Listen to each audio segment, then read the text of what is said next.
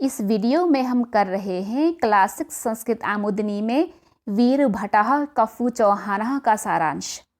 उत्तराखंड में भागीरथी नदी के किनारे उपूगढ़ था। कफू चौहान उस गढ़ का मालिक था।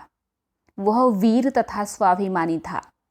एक बार उसके पड़ोसी राजा अजयपाल ने अपने राज्य की सीमा को फैलाने की कोशिश की।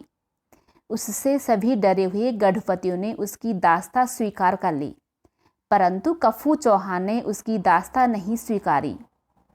अजयपाल ने फिर उपूगढ़ के ऊपर आक्रमण कर कफू चौहान को जीवित पकड़कर लाने और उसके चरणों में गिराने की आज्ञा दी, जिस पर कफू चौहान भी अपनी गढ़ की रक्षा के लिए भरपूर कोशिश करता है।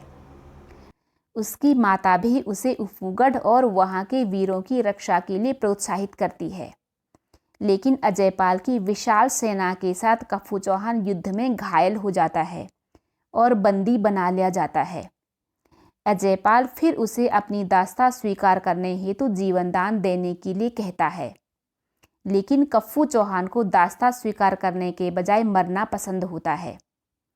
इसलिए अजयपाल सेनापति को कफू चौहान का सिर काटकर उसके चरणों में गिराने के लिए कहता है। लेकिन जैसे ही सैनिक अजयपाल का सिर काटते हैं तो उसका सिर उसकी चरणों में नहीं बल्कि गंगा जी में गिरता है।